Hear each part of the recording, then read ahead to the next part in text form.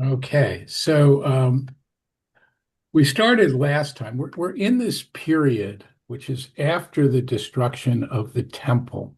This is the first temple destroyed by the Babylonians in the year 586 before the Common Era, right?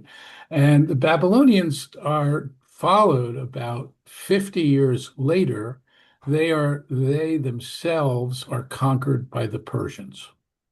Uh, and specifically the Persian king Cyrus. And one of the things, and we saw this last time, one of the things he does is he tells all the conquered people who had been, and Jews were, Israelites were just among them, that they could return to their ancestral homes. The Babylonians had moved them out and moved them around. And so Cyrus, and we know this actually because there's an archaeological remnant called the Cylinder of Cyrus, in which you can read this edict. He does not there mention The care Israel, that you guys would be giving me if but we it go seems with me clear anyway. that they were It does part not. of it. So the only kind of insurance that covers one-on-one care with home health aides, home care aides. I don't know who is okay. Yeah, I think we're okay now. So Cyrus conquers Babylon, and he tells the Jews they can go back. And the person who is going to lead them back is named Zerubbabel. And we talked about him a little bit last time. He is sent by Cyrus, and he's told that he can return and can rebuild the temple. Saul, last time at the end of our class, you said he's in some Haftorahs. And I immediately went to check. And indeed, he's not only in some, he's in a couple, but the one that's most notable is the Haftorah for Hanukkah, right? Which is, not by power, but by might, by my will, and with the vision of the candelabra. And Zerubbabel is specifically mentioned there as the one who will rebuild the temple. So I think it's from Zechariah. At any rate, so I thank you for that comment last time, and it was nice to pull it together. Okay, so what happens after this? Zerubbabel goes back. He starts rebuilding the temple. First, they build the sanctuary itself and the altar, and they actually start making sacrifices there. But they're not able to build it. They start building the temple, but there is an interruption. There's been a change of rulership in Persia. I wanted to get this out here. So um, the temple continues to be rebuilt for a while under Darius the First. Darius is the successor to Cyrus, and he's there from 422 to 486. And the temple is completed during his reign. He's followed by Xerxes, who is followed by Artaxerxes, who is he is the one under who Ezra is sent now to the land of Israel with a lot of returning refugees from Babylon. And Ezra is going to have a very different role than Zerubbabel. Zerubbabel is just, he was there, he was rebuilding the temple. He gets that done. The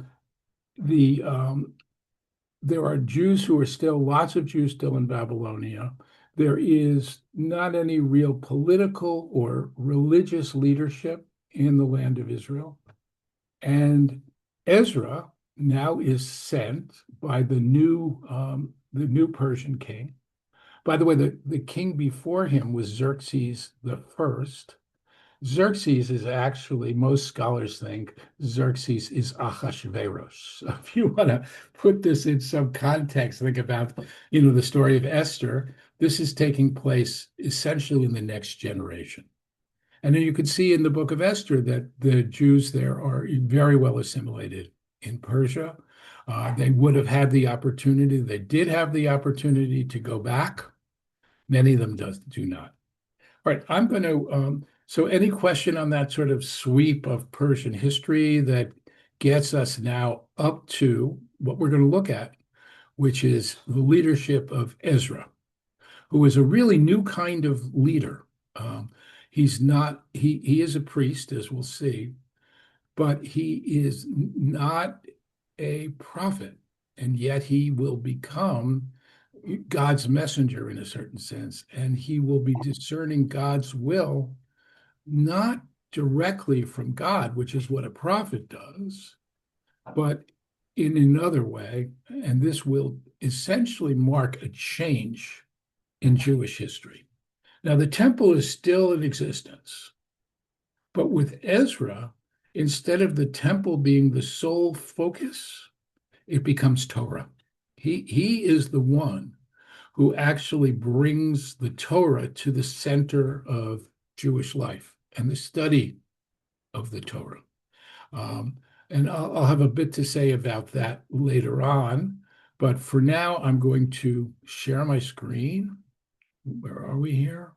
There we are. Let's make this smaller. Okay, so uh, there was a question about whether or not uh, the Jews could continue with the rebuilding of Jerusalem. And there were some local people who said that what they were doing was wrong. And in fact, that the Jews were going to be very much like what we read about actually all the way back to Egypt. They were going to be a third column. They're going to rebel eventually against the Persian king. And there was an attempt to stop them from fortifying the city. So thereupon, at the order of King Darius, they searched the archives where the treasures were stored in Babylon, but it was in the citadel of Ecbatana in the province of Media that a scroll was found. And now we get a quotation from the scroll. In the first year of King Cyrus issued an order concerning the house of God in Jerusalem. Let the house be rebuilt, a place for offering sacrifices with a base built up high. Let it be 60 cubits high, 60 cubits wide, with a course of unused timber for each 3 courses of hewn stone. The expenses to be paid by the palace, and the gold and silver vessels of the house of God that Nebuchadnezzar had taken away from the temple in Jerusalem, transported to Babylon, shall be returned. Let each go back to the temple in Jerusalem where it belongs, and you should deposit it in the house of God. Now you, Tatine, or I, governor of the province beyond the river. So this is the governor of what used to be Judea. He is the administrative governor in the land of Israel, to which the Babylonian exiles have returned. He's not an Israelite. Shethar Bozani and colleagues. So these, I don't pronounce these names very well. I don't know how to pronounce them.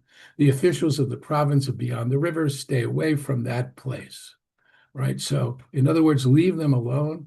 Allow the work of this house of God to go on. Let the governor of the Jews and the elders of the Jews rebuild this house of God on its site. So notice there is a governor who is the governor of the province, which is known as beyond the river, but the Jews have their own governor as well. And he is the Persian governor is administering everything, but his job is to deal with the Jewish population, the Israelites, and allow the work to go on. Let the governor of the Jews and the elders of the Jews rebuild this house of God on its site. And I thereby issue an order concerning that what you must do to help these elders, the expenses to be paid to these men with dispatch from the resources of the king, derived from the taxes of the province, so that the work will not be stopped. So the people are being taxed, but the money, the taxes, in addition, a portion of them are not going back to Persia. The Persian king is allowing them to use the money to rebuild, not only to be rebuilt, But not only they will be able to have daily whatever they need of young bulls, rams, lawns, or burnt offerings for the God of heaven. The God of heaven here is I mean, it's a name for the Israelite God. It's clear that he is not Darius's God, but he refers to him this way. And they're supposed to get wheat, salt, wine, oil at the order of the priests, so that they may offer pleasing sacrifices to the God of heaven and pray for the life of the king and his heirs. So here, one of the things, and this is not just true of the Israelites having returned to Babylon, but in general, the idea is that these people who Darius is allowing, or Cyrus was allowing, to return and build their sanctuaries, they should pray for the life of the king, make offerings in his honor, and so on. And I issue an order that whoever alters this decree shall have a beam removed from his house, he shall be impaled upon it, and his house confiscated. This is rather strong terms.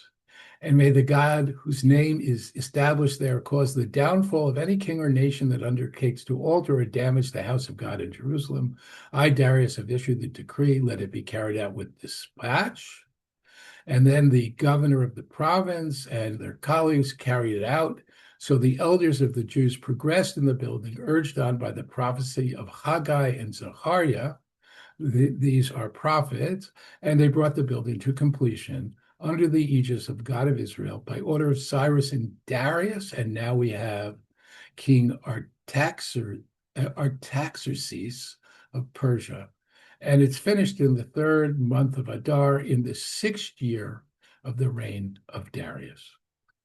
And the Israelites and the priests and the Levites and all the other exiles celebrate the dedication, and they sacrifice lots of stuff, and they appointed priests in their courses and Levites in their divisions for the service of God in Jerusalem, according to the prescription of the book of Moses. So this idea of priests in their courses and Levites in their divisions really goes back to the idea that there's a rotation of priests and Levites who go to the temple and offer the sacrifices. And the Levites are living throughout the land, and they go up in their rotation because there are a lot of them, and there are a lot of priests as well. And so the idea is that this rotation is reestablished. It had been in effect, and it'll become even more developed in the time of the Second Temple. The returned exiles celebrated Pesach on the 14th day of the 1st month, for the priests and Levites had purified themselves in concert. They were all pure. They slaughtered the Passover offering for the returned exiles, their brother priests, children of Israel, who had returned from exile, together with all who had joined them in separating themselves from the impurity of the nations of the lands to worship the eternal God of Israel, ate of it. So it seems like these are Jews who never went into exile. Even though we have a sense that most of them went, the children of Israel, the ones who joined them in separating themselves from the impurity of the nations, it's possible that these are non-Israelites, but it seems more likely that they simply were there, but had not become part of the culture, the national culture that was there. And they joyfully celebrate Pesach, for God had given them cause for joy by inclining the heart of the Assyrian king to them, so as to support the work of the house of God of Israel.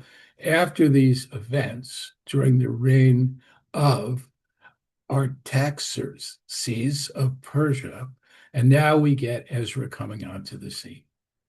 So during this reign, Ezra, who is the son of Siriah, the son of Azariah, the son of Hilkiah, the son of Shallum, the son of Tzadok, the son of Achitab, the son of Amariah, the son of Azariah, the son of Meroth, the son of Zerahiah, the son of Uzi, the son of Buki, the son of Abishua, son of Pinchas, son of Eleazar, son of Aaron, the high priest. So this is a pedigree. This is going all the way back. I mean, this is a tremendous amount of time and generations. Because the important thing about Ezra now is he's not just a priest, but he is a priest despite all of the exile and changes. He can trace his lineage all the way back to Aaron. This idea of lineage is enormously important. Ironically, it continues to be important in modern times among the Sephardic community. Their ability to trace their ancestry back to Sephardim as far as they can is considered a particular value. The person who can do that is known as a Sephardi Tahor, or a pure Sephardic Jew. And there is some who, refrain from marrying with Ashkenazic Jews so as to maintain that purity. At any rate, he is highly pedigreed, and he comes from Babylon, and he is, and now we see this is the first time we get this role. He is a scribe. He's Ezra the scribe, a sofer in Hebrew, expert in the teachings of Moses that the eternal God of Israel had given, whose request the king had granted in its entirety, thanks to the benevolence of God towards him. So Ezra is, and a scribe here clearly means more than a copier of text. Right? This is some kind of a religious role apart from the fact that he's also a priest. This is some kind of religious role that does not have to do with sacrifices, because in Babylon, he wasn't making sacrifices. This is the first time that we see this role described.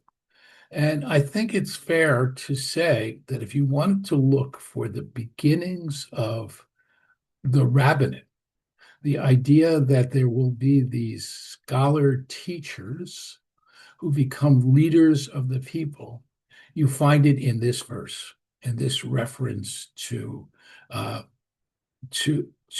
scribe, to Ezra, and this really marks now the beginning. Even though the second temple is standing and won't be destroyed now for hundreds of years, nonetheless, this is really the beginning of, one could say, the proto-rabbinic period.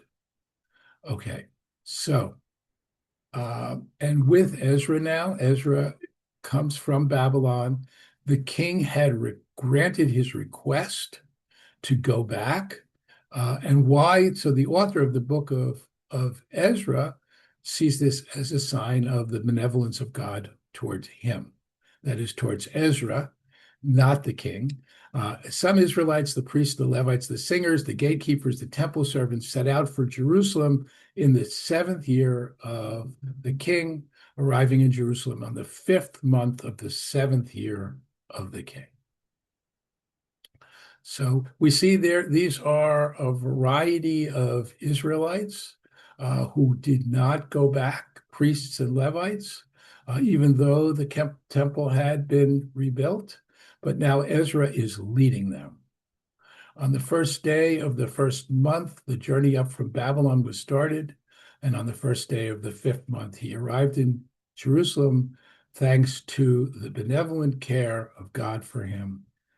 For Ezra had dedicated himself to study the teaching of God so as to observe it, to teach the laws and rules to the people of Israel. I'm going to pause now. We've got Ezra there. He's made his way there. Any thoughts, comments, questions about any of this? Yeah. Go ahead. I'm looking at the Tanakh and I'm noticing Ezra and Daniel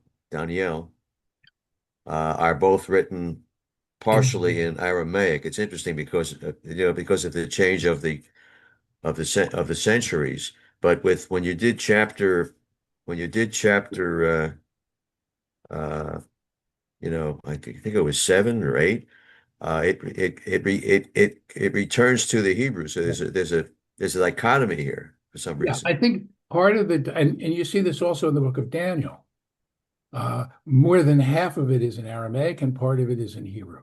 I think largely, if not completely, the difference here is that we have these letters being quoted from the kings of Persia, and they are in Aramaic, the language of the people. The narrator, as it were, he's speaking Hebrew.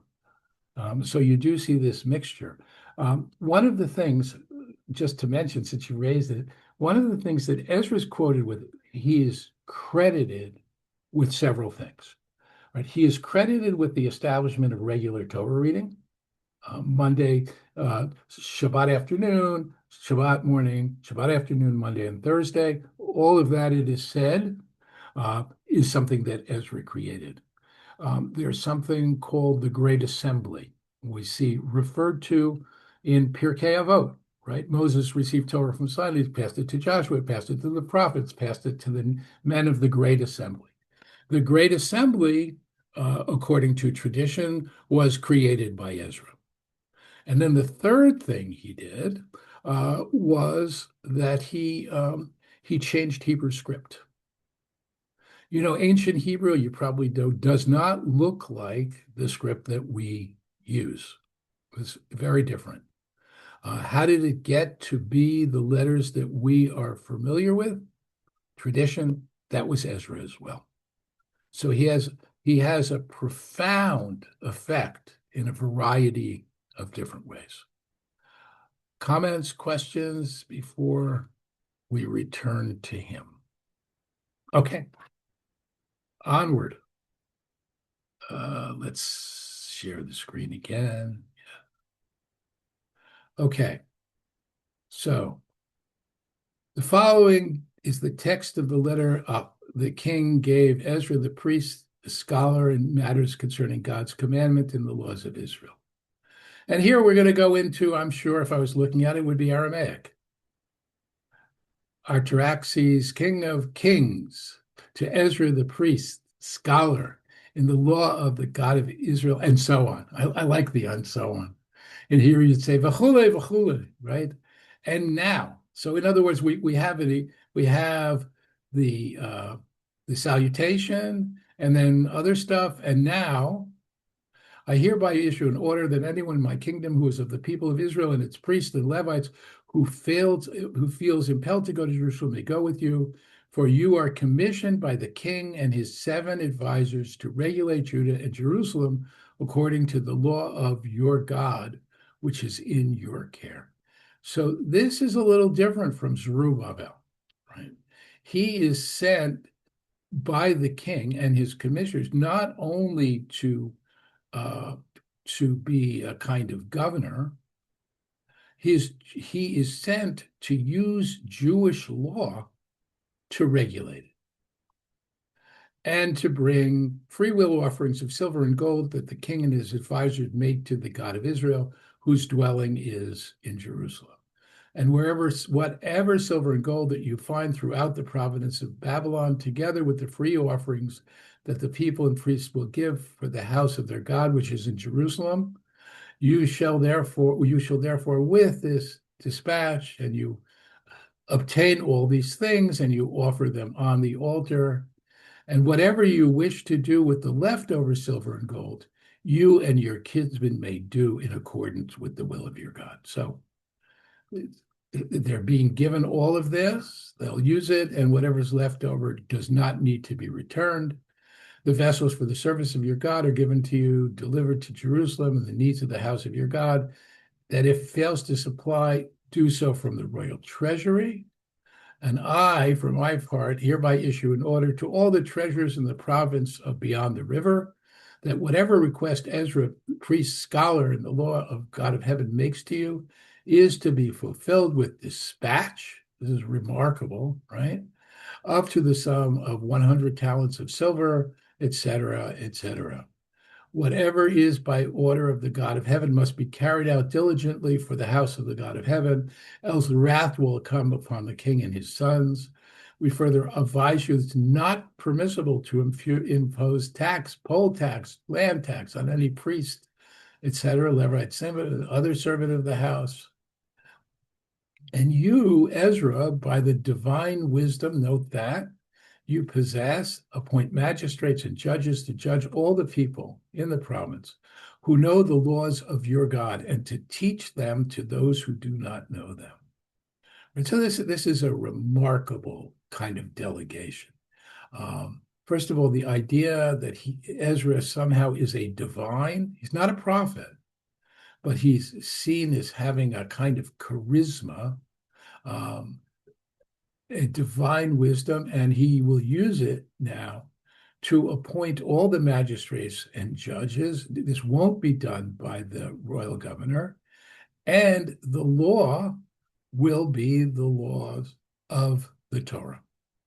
And his other role is to teach those who don't know them. So he becomes sort of a religious figure and a political figure, and let anyone who does not obey the law of your God and the law of the king be punished, whether by death, corporal punishment, confiscation of possessions, or imprisonment. Blessed is the eternal God of our ancestors, who put it in the mind of the king to glorify the house of God in Jerusalem, who inclined the king and his counselors and the king's military to be favorably disposed towards me. For my part, this is here now, Ezra, thanks to God for care of me, I have summoned up courage and assembled leaders in Israel to go with me. And now Ezra is about to set out. He has this royal commission. I proclaim to fast there by the Ava River, to afflict ourselves before our God, to plead for a smooth journey for us, our children, and all our possessions. For I was ashamed to ask the king for soldiers and cavalry to protect us against the enemy on the way, since we had told the king, our God shows benevolent care for all seekers, but fierce anger against all deserters. So here, Ezra, he sold the king on this idea that he could return, but he doesn't want to ask him for protection because it might undermine the mystique that he has created about himself.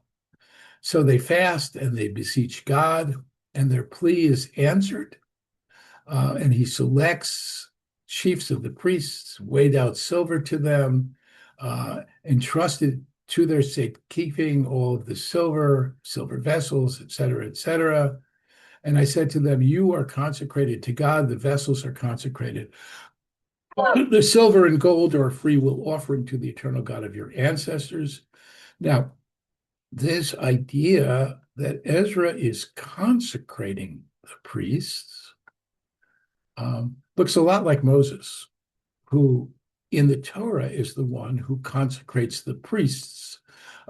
Once, and we saw this just recently in the Torah reading, once in Shmini, once the tabernacle is completed, he is the one who consecrates the priests. Here it's Ezra, and he's giving them the job of guarding everything.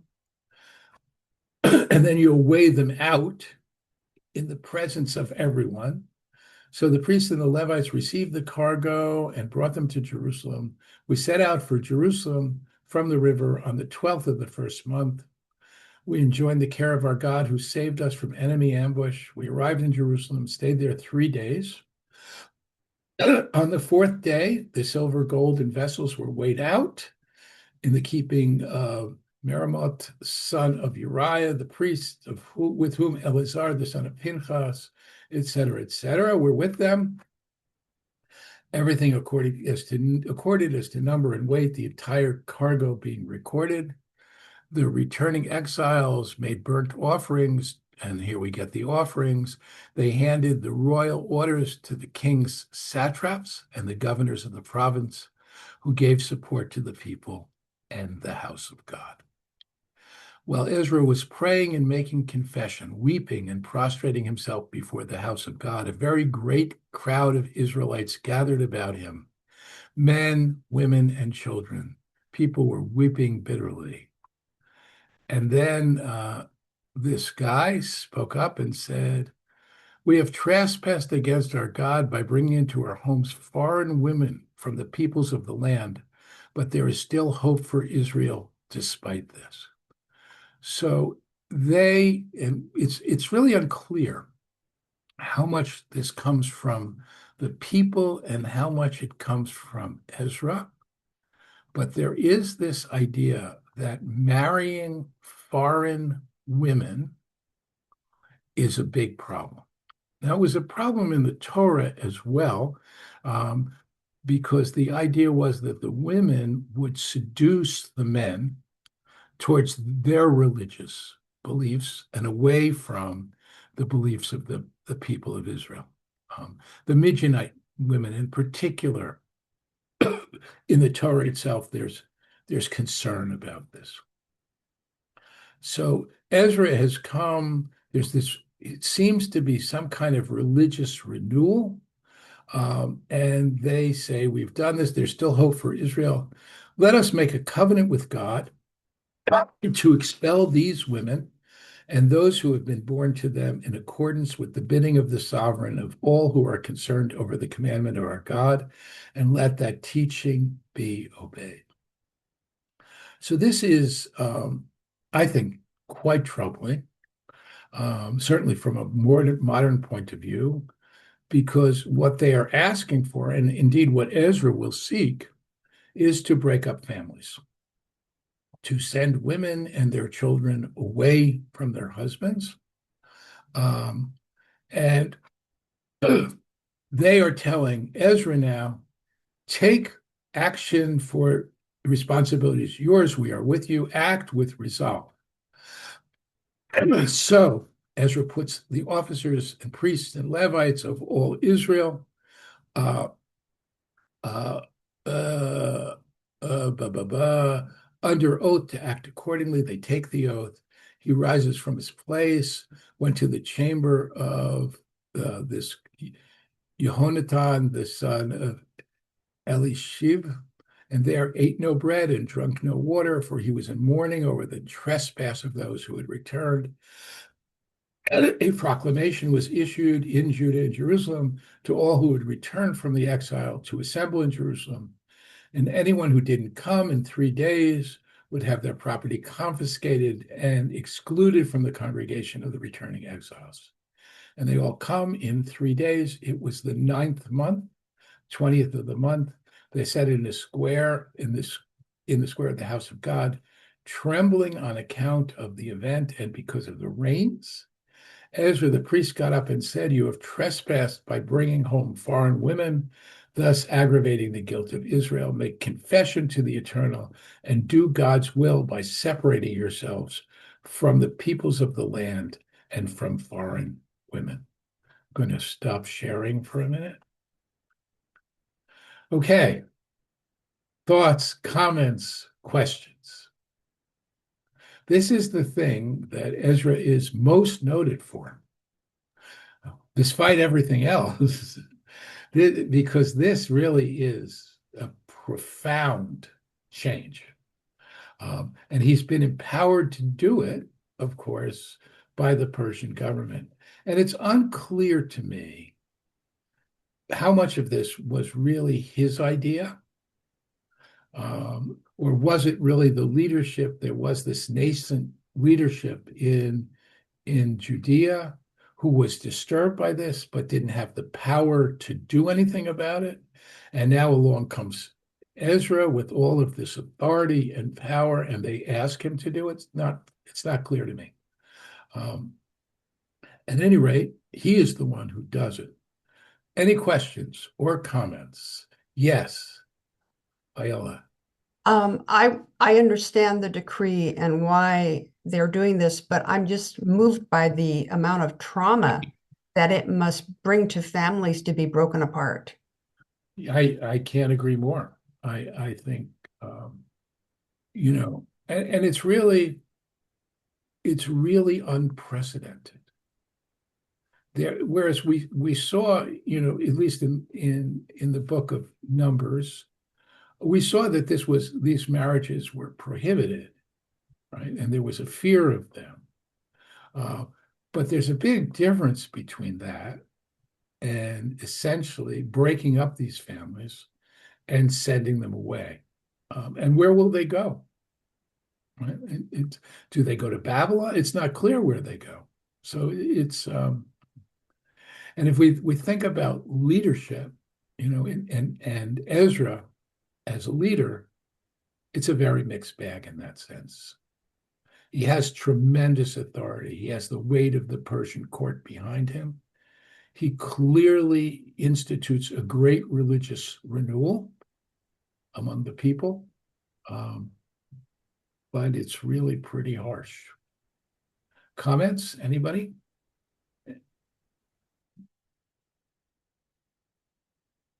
Okay. So I only have a little bit more text here. So let me finish it up. Where are we here? Share. So this comes from the book of Nehemiah. Now, Nehemiah he's sent after Ezra, some years later. He is cotemporous with Ezra. He is now being sent, and it's unclear why. He's sent by the Persians to be the administrative ruler, the governor. And does this mean that there's no longer is he the Persian governor? It's not really clear, but he works together with Ezra. One of the main things he does is to rebuild the walls of the city of Jerusalem. The temple had been built, but there were no walls protecting it. And in the book of Nehemiah, we see the entire people assembled as one in the square before the water gates, one of the gates of the city. And they ask Ezra the scribe to bring down the scroll of the teaching of Moses, which God had charged Israel. And notice we're now talking about a scroll. On the first day of the 7th month, right, Ezra the priest brought down the teaching before God, the congregation, men and women and children, all could come listen with understanding. What is the first day of the 7th month? If you start the calendar with in the month of Nisan, right, then we are around to Rosh Hashanah, and it's the day of horn sounding, of shofrot. Don't yet have this idea that it is the head of the year. He reads from it, facing the square, from the first light until midday. To the men and women and those who could understand, all ears of the people were given to the scroll. So we see something like this also in the Torah, this idea that there should be the entire people would gather together and would reaffirm the covenant. But here, now what is he reading? Well, it's certainly not the Torah that we think of, because from first light to midday, it's hard to imagine that the whole thing could be read. If you think about the daylight being divided into 12 hours, so he has 6 hours in which to do it. Not clear, or maybe he's reading just the laws from the Torah. It's unclear what he's reading, but everyone is listening. And he stood on a wooden tower made for the purpose, and we have these other officials. He opens the scroll in the sight of the people, for he was above the people. As he opened it, all the people stood. So this looks like hold on one second. this looks a lot like Torah reading in the synagogue, opening the scroll, holding it up in the sight of the people. For he was above all the people. He opened it, the people stood.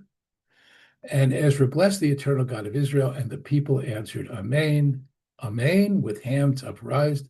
They bowed their heads and prostrated themselves before God, their faces to the ground. And all these people and the Levites explained the teachings to the people while the people stood in their places. And they read from the scroll of the teaching of God, translating it, giving the sense so they understood the reading. So this business of translating it, giving the sense of it, right? We are now beyond the idea that we're simply reading. We are translating, we are commenting. Here we have commentaries, in a sense, being offered. What is the translation? Probably into Aramaic, because it's not at all clear that the people of Israel in the land of Israel, remember they had returned, are they speaking Hebrew now? Maybe, maybe not, certainly not all of them. And explaining becomes the job of the Levites.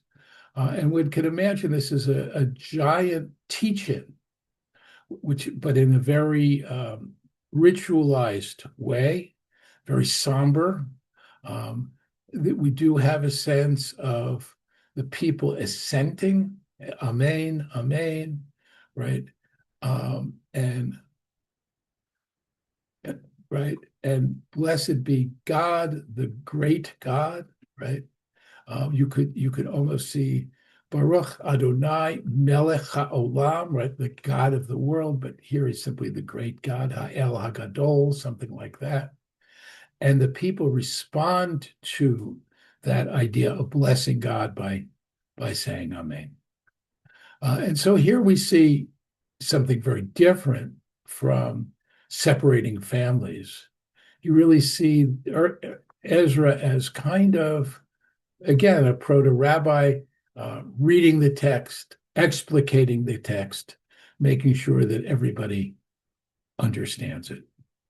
Okay, I'm going to stop my share.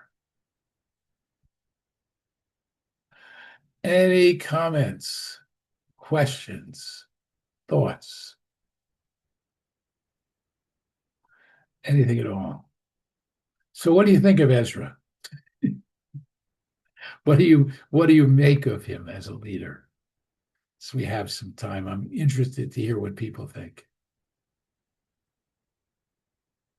Hey, there are no wrong answers, Well, I actually have a question about something else.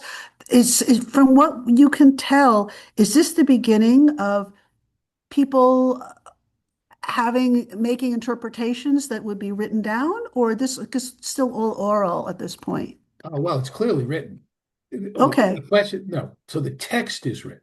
Yes, but I mean all the commentaries, like we have Rashi and all those I don't people have that, I don't have a sense here, and I don't know. I don't have a sense that things are being written down. not yet. It seems like it's like a teach-in where Okay. the teacher is taking the text, pieces of the text, translating them, explaining them. Are these teachings carried forward? Presumably from generation to generation as the Levites' children replace them, right? These are not rabbis yet, because it's all within the tribe of Levi. It's part of the responsibility of the Levites, but they become much more teachers. Now, in biblical times, I'm sorry, this is biblical times, but in the time of the Torah, you did not really, you saw the Levites and the priests as having a primary role in terms of the sacrificial system and a secondary role in terms of diagnosing illness. If someone was stricken with this disease known as tzaraat, which, by the way, if you're interested, that's this week's Torah reading. We're going to read Tazria Mitzora, which is about that disease. The Levites had that job. But the idea that the Levites were there to instruct and interpret the law That's not there. Now, traditions are going to be passed down orally in general, until they are first written down around the year 200, in the time of Yehuda Hanasi. This is the first time we have a record of that, though there are some early writings that don't become canonical. So it's hard. I don't think it's such a bright line, but here it seems to be oral. Here it seems to be completely oral. And you can imagine, by the way, that there's a need for interpretation, Of right? course. Because there are lots of legal matters that are not going to be within the text itself. They have to be derived from it. It has to be applied in some ways to situations which the text itself does not deal with, right? And so you do get the beginning of some kind of oral law, perhaps here. And that fits very well with the idea that Ezra it's not priestly here, it's not Levites, but the idea that he institutes the Great Assembly, which would be some sort of lawmaking body, is consistent with this role at this point. Other comments or questions? Yes, anybody? Yeah. When you asked about what we thought of Ezra, I just thought, what a brave man, what an undertaking. Yeah. He is certainly that. He's certainly a man of faith. He's extremely brave. He is decisive, right? And I mean, his leadership cannot. We don't know a lot about him, right? Because we just have these books of Ezra and Nehemiah, but his influence is absolutely profound. There's a statement in the Talmud that had the Torah not been given through Moses, it would have been given through Ezra. So from the point of view of the Talmud, that is his stature. Saul, you were going to say something. Yeah, I have to look. I have to look at both books, but in Nehemiah, it seems that Ezra played a much more active role in terms of of leading the Israelites in terms of reading the Torah, in terms of the activity, as opposed to what he did, previously in the book of Ezra. Yeah. I'm not talking about separating the families, but Yes, a much more active role here in right. encouraging the Jews to abide by the Torah, et cetera, et cetera. Yes, I think that's right. And I think I mentioned last time that there are scholars who believe that it was all one book at one point, that they're not really separate books, and that it was later separated into Ezra and Nehemiah. And Ezra itself is a short book. I think it's 10 chapters maybe. And the fact that Ezra continues to be mentioned, even though we've begun, it's if you think back to books, for example, in Nevi'im Rishonim, the first prophets, there were pretty strong demarcations. David versus Solomon, for example. It was, First Kings, Second Kings. Here, it's so continuous that it does seem more like one book. Other comments? Sandy. Go ahead, Sandy. Yeah, I know. Oh, yeah. I was struck by the references to the judges, because in Moses's time he delegated to having people go to like judges sort of. Is there something is this the first time or other times that judges were instructed what to do and there were judges? I don't think so. I'm sure there were judges through. I mean, if you think about all the period of the kings, right? There had to be judges. Every matter can't come to the king for adjudication, right? What's different here is that he is given the royal Persian authority, that he at his discretion appoints judges who are in some sense working for Persia, even though they're administrating the law that Moses, this is Jewish law. And that I think is new. But there must have been judges all along. And this idea that it's all guided by Torah law, I think is quite striking. And to what extent had it been before? Not so clear. Not so, I mean, if you look back to the kings, they kind of did what they wanted. Some of them were good, some of them were bad. Um, Even David, he does some pretty underhanded things. It's hard to believe that, Torah law was being used to adjudicate cases. Um, and in fact, anyway, I don't want to go far afield. Uh, Other comments? Anything else before we? Yeah, so, Good, Barry. yeah, so I've done some reading of the history of the Maccabees, and my understanding is that the Maccabees were basically followers of the laws of Ezra, and Yes. and Yeah. as opposed to the strong influence of the Greeks and Hellenization. Yes, absolutely. Whereas you see here that there, you have a continuity in some sense, right? There's no desire to impose Persian culture on Judea, right? Let them have their own culture, right? Let them have their own laws. The king says, that's what I want, right? And when you get to the Hellenization, it's completely different. And so looking backward, right, hundreds of years actually, looking backward, I mean, Ezra is, let's see.